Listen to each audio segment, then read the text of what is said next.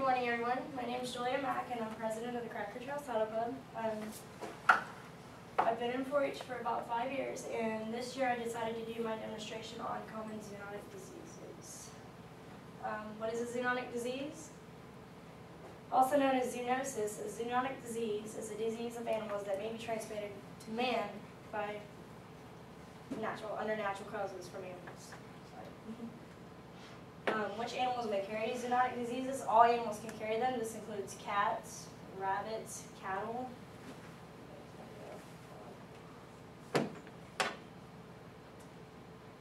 as well as rodents, chickens, and horses.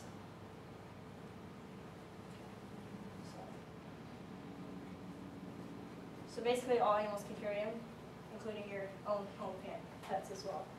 A fun fact, zoonotic diseases, approximately 75% of the recent emerging infectious diseases of animals' origin came from zoonotic diseases, and approximately 60% of all human pathogens are zoonotic diseases from animals.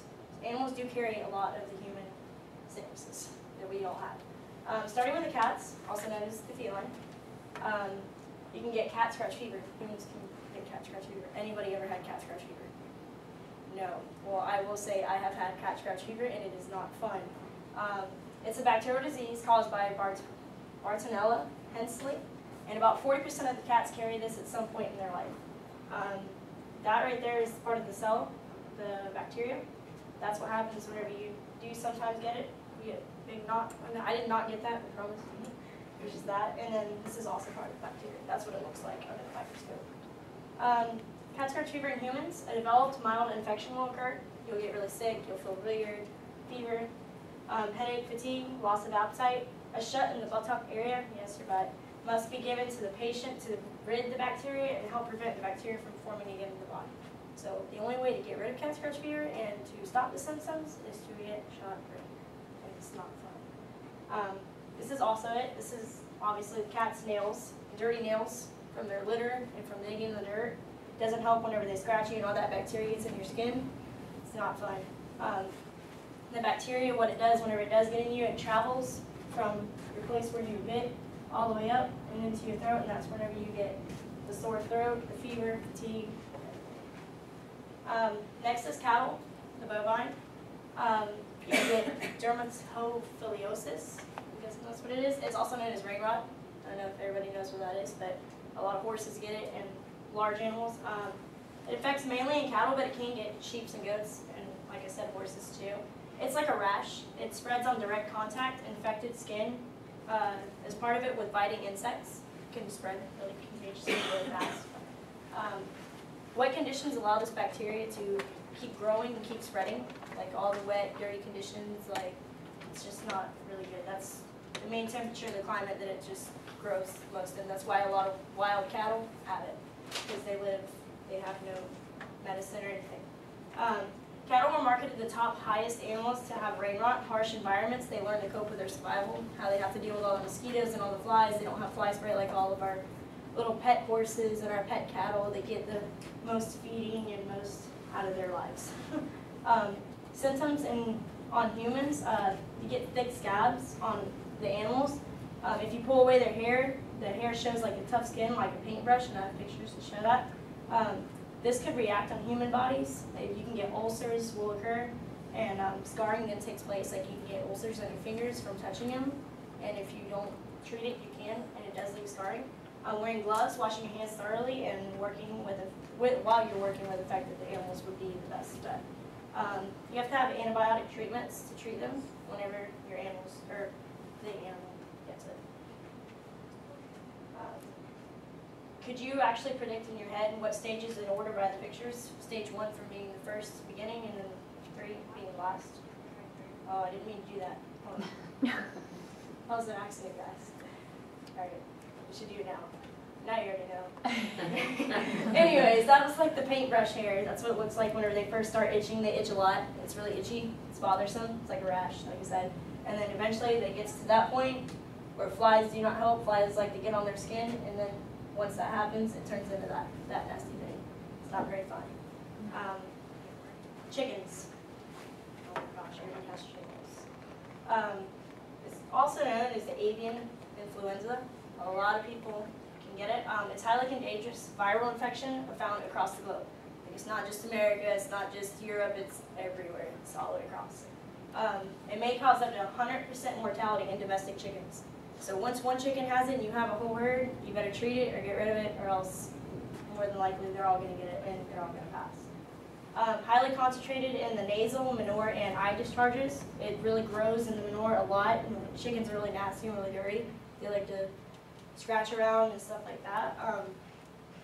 The avian influenza can survive for at least 35 days at 4 degrees Celsius in manure and 23 days when refrigerated. So you can have it on a chicken egg that you just got from your chickens. You can put it inside your refrigerator, and that bacteria can still be alive if you didn't wash that egg off in the water. So even though your chickens might not have it, that bacteria could grow from that egg laying in the manure or laying in the bacteria that could be exposed to that. The virus can persist in poultry meat products too.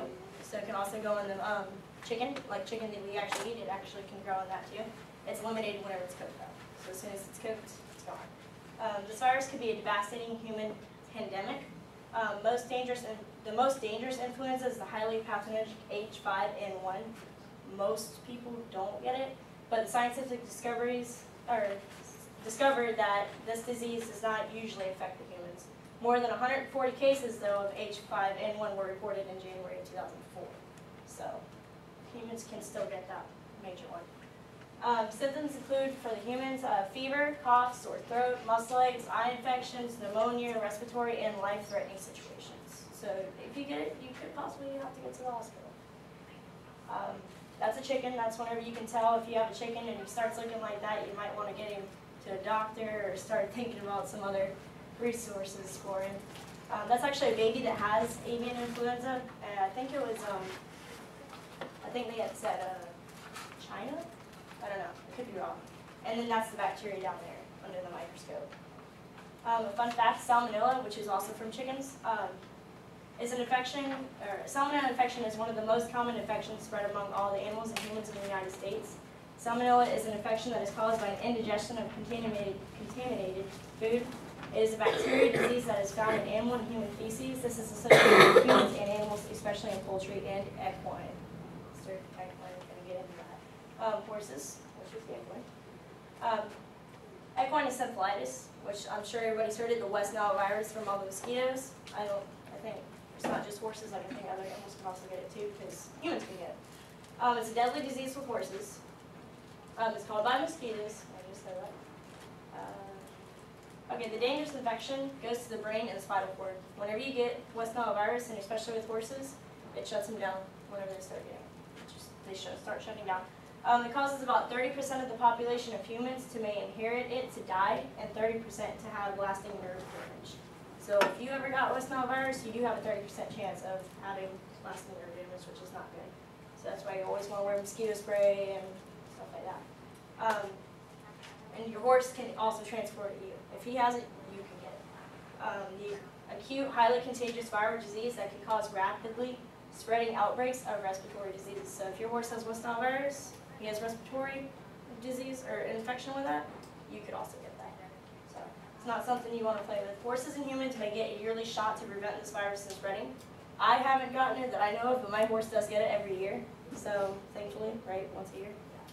So, and mosquito spray can also be used during the appropriate seasons to keep them away. You know, like if we were going to go outside, we would wear mosquito spray too. That's a mosquito. It's basically like a herpes virus. It goes up and into the brain. That's two cells connecting together, or going to connect together with the West Nile virus. I don't know what all that green stuff is. And that's a horse sick with West Nile virus. They have to put them in big wraps and they have to hang them up, and the feet hang off the ground. And that one they had just laying down. So he's not feeling too good. And then getting into rabbits. Rabbits. It's called tularemia. I'm not too sure, but it's called tularemia. Tularemia. That word. Okay. Fever, rabbit fever. Okay. It's caused by ticks. And fleas too, but mainly by ticks. Direct contact with rabbits will cause people harm. It's highly infectious. Less than 10 microscopic germs can cause a lethal infection. So it's not a major thing, but you can also get it from your rabbits. It's a study fact, a germ warfare. This study fact was a Tularian rabbit fever. I was going to say rabbit fever. It was actually studied back during World War II as a germ warfare agent. So it's pretty cool. The most severe way of catching this disease is by inhaling it. 30 to 60% fatality rate. Untreated cases, fever causes pneumonia with sudden fever, chills, muscle and joint aches, and it was supposed to be dry cough. Most severe cases include bloody spit and difficulty breathing, and that is humans, not rabbits. Well, the rabbits can get it too, but humans, that's the main thing. So a rabbit with ticks on it. That's whenever you get bit, you can also get bit by it. That's a tick, obviously. That was on the rabbits. That's the bacteria, and then that's what happens sometimes whenever you do get it. Skin starts to irritate, itch, and it's just not very fun. And then we get into rodents. Plague and tuberculosis. Yeah. Rodents carry diseases throughout their entire lives. Plague is spread through cats, rabbits, squirrels, and related animals. Rats are the main carriers. They're transmitted by fleas, aerosols, and handling infected animals. Tuberculosis is caused by a bacterium called Mycobacterium tuberculosis. It attacks the lungs as well as the kidneys, spine, and the brain in people. It causes serious pain with the possibility of fatality. So it's not very rare anymore, but it is still there. The plague, some of the symptoms with humans is the end of the toes and the fingers start to turn black because they're rotten off. It's not very fun. It's not very, very popular now, but it was back then during World War II. Tuberculosis is an excessive weight loss and appetite. I'm sure it's for that too in just a minute. Just a fun fact, even though it's not very often found in America to this day, since World War II, the plague has been made a huge impact across America. Troops suffered their losses by living in trenches, living with rats, sewage, and diseases against the Japanese fighting the plague. This disease fought its first and major rounds during this war. And there's a picture, that's the guys in the trench, and that's what they had to live in, and that's where plague had first started, because the rats used to eat from the same food they did. And those three are tuberculosis, and then these are what plague looked like. It's not very fun. And the moral of the story is that it's highly important that not only young teens, but all people as well learn the well-important facts of keeping their animals clean and healthy. Learning about different types of zoonotic diseases within animals can make a well-rounded knowledge that everyone could use. Keeping clean workspaces when working with animals and clean areas at which they live can help prevent any major sicknesses become known to animal or owner. Clean, sterile areas, along with vaccines and the right precautions, can help anyone learn to maintain a clean and healthy environment while working with animals, including home pets. Any questions? How old are you? Ma'am? How old are you? Oh, I'm 16. Sorry.